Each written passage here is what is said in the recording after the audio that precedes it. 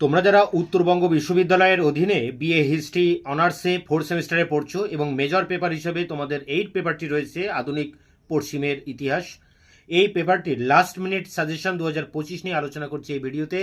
এবং এখানে যে প্রশ্নগুলো আমি তোমাদের সামনে তুলে ধরেছি এই সমস্ত প্রশ্নের উত্তর আমি চ্যানেলে দিয়ে দিয়েছি। এই ভিডিওর ডেসক্রিপশন বক্সে তোমরা এই সমস্ত প্রশ্নের উত্তরের লিঙ্ক পেয়ে যাবে। এছাড়া তোমরা ইউটিউবে এই সমস্ত প্রশ্নগুলো লিখে সার্চ করলে আমার দেওয়া অ্যান্সার এবং ভিডিওগুলি তোমরা পাবে। যদি না পাও তাহলে আমার হোয়াটসঅ্যাপ নাম্বার 8327540655 নাম্বারে হোয়াটসঅ্যাপ করলে আমি অ্যান্সারের লিঙ্ক তোমাদেরকে পাঠিয়ে দেবো। তো এই সমস্ত প্রশ্নের উত্তর অর্থাৎ সাজেশনের মেজর 8 পেপারটির সমস্ত প্রশ্নের উত্তর চ্যানেলে দেওয়া আছে, ভিডিওর ডেসক্রিপশন বক্সে লিঙ্ক রয়েছে। তো দেখো এখানে তোমাদের 12 নম্বরের প্রশ্ন 4টি লিখতে হবে পরীক্ষায়।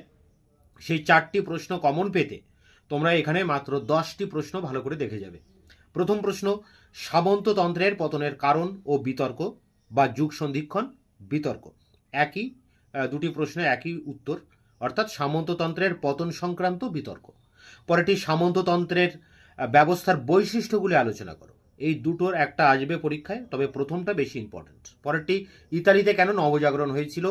পরেরটি রেনেসাঁস মানবতাবাদ সম্পর্কে লেখো। আরেকটি প্রশ্ন রয়েছে, ইতালির রেনেসাঁসের সামাজিক ভিত্তি কী ছিল। তো ইতালির রেনেসাঁস থেকে 3টি প্রশ্ন রয়েছে, যে কোনো একটা পরীক্ষায় আসবে। পরেরটি দেখো, ইংল্যান্ড ও স্পেনে জাতীয় রাজতন্ত্র গড়ে ওঠার কারণ লেখো। পরেরটি ইউরোপে ধর্ম সংস্কার আন্দোলনের কারণ ফলাফল লেখো। পরেরটি মূল্য বিপ্লবের কারণ ও ফলাফল লেখো। পরেরটি ইউরোপের অর্থনীতি কিভাবে ভূমধ্য সাগর থেকে আটলান্টিক মহাসাগরে সরে গিয়েছিল সেটা লেখো। এরপরে রয়েছে ভৌগোলিক অভিযানের উদ্দেশ্য, আর একটি রয়েছে স্পেনের সামুদ্রিক অভিযান। দুটি আলাদা প্রশ্ন, যে কোনো একটা পরীক্ষা আসতে পারে। আরেকটি এক্সট্রা তোমরা দেখে যাবে, ইউরোপে আর্থসামাজিক জীবনে ব্ল্যাক ডেথ বা কৃষ্ণ মৃত্যুর প্রভাব। এখানে যে 11-12টি প্রশ্ন রয়েছে প্রতিটা প্রশ্নের উত্তর আমি চ্যানেলে দিয়ে দিয়েছি। ভিডিও ডেসক্রিপশন বক্সে তোমরা উত্তরের লিঙ্কগুলো পেয়ে যাবে।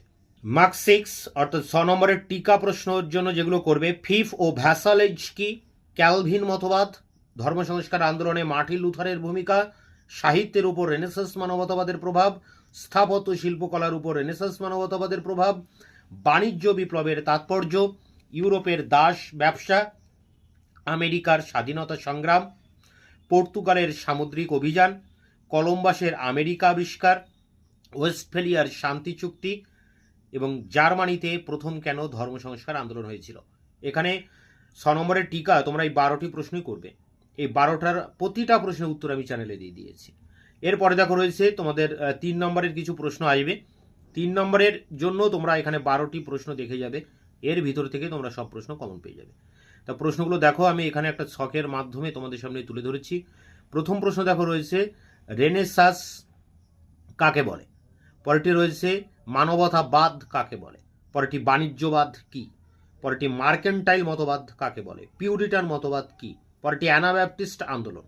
পরেরটি মাকিয়াভেলি। পরেরটি লিওনার্দো দা ভিঞ্চি। পরেরটি মরিস ডব পলসুইজি বিতর্ক সামন্ততন্ত্র থেকে। পরেরটি কার্ল মার্কসের মতে পুঁজিবাদ। পরেরটি আমেরিকা রূপা ইউরোপে আমদানির গুরুত্বটা কী ছিল, বৃক্ষরোপণ অর্থনীতি, এবং আরেকটি রয়েছে পরমতাবাদ।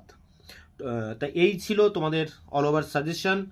এগুলোকে সামনে রেখে পরীক্ষার প্রস্তুতি নাও। তোমাদের বাদবাকি অন্যান্য পেপারগুলির লাস্ট মিনিট সাজেশন চ্যানেলে আপলোড করে দিয়েছি, সেগুলো দেখে নেবে। ভিডিও ডেসক্রিপশন বক্সে তার লিঙ্ক দেওয়া রয়েছে। দেখা হচ্ছে তোমাদের ক্লাস রিলেটেড অন্য ভিডিওতে। ততক্ষণ চ্যানেলকে তোমরা সাবস্ক্রাইব করে রাখবে, বন্ধুদের কাছে শেয়ার করবে। ভিডিওটি ভালো লাগলে অবশ্যই একটা লাইক দেবে।